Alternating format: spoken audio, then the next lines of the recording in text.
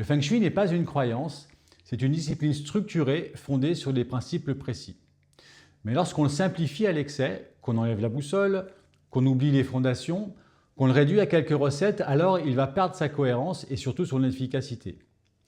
Dans cette vidéo, je vais vous expliquer une autre raison pour laquelle nous n'enseignons pas le Feng Shui tibétain dans notre école.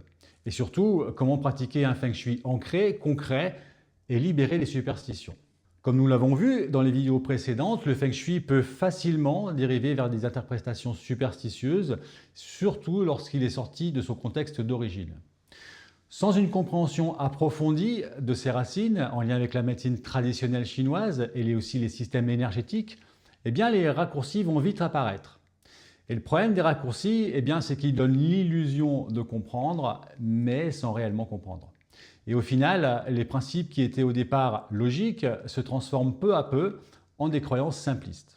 Est-ce que l'on peut construire des fondations solides en empilant des croyances? Et la réponse, évidemment, est non, parce qu'elles finissent toujours par s'effondrer. Par exemple, affirmer que les difficultés professionnelles viennent uniquement du fait que le secteur nord ne soit pas activé, c'est un raccourci. Surtout si on n'utilise pas une vraie boussole.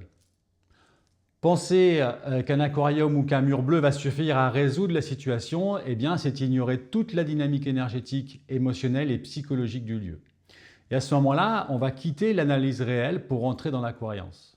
Dans la réalité, ce que l'on observe dans une étude Feng Shui, c'est qu'un déséquilibre important dans une maison résulte toujours d'une convergence de plusieurs facteurs. Et ces facteurs peuvent être étudiés grâce aux différentes écoles que nous utilisons.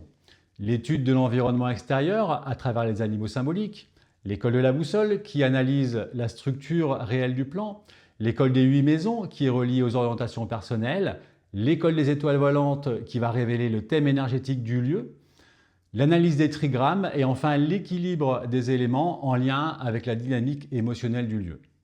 Et c'est l'ensemble de ces lectures qui permet une compréhension cohérente, précise d'une habitation, mais surtout de ce que les habitants sont amenés à expérimenter au quotidien. En résumé, pratiquer le Feng Shui sérieusement nécessite des fondamentaux solides, une véritable boussole, une vision globale du lieu et une approche à la fois rationnelle mais aussi énergétique pour relier le visible et l'invisible. C'est à ces conditions que le Feng Shui peut véritablement être un outil de transformation et non une accumulation de croyances. Vous comprenez maintenant pourquoi le Feng Shui ne peut pas se réduire à de simples recettes, parce que sans fondation solide, il perd sa capacité de transformation. Si vous n'avez pas encore vu les autres vidéos de cette série, alors je vous invite à les découvrir pour comprendre les raisons profondes qui nous amènent à ne pas utiliser le Feng Shui tibétain. On se retrouve bientôt pour continuer à explorer un Feng Shui ancré et conscient. Si ce contenu vous a plu, pensez à liker, pensez à vous abonner.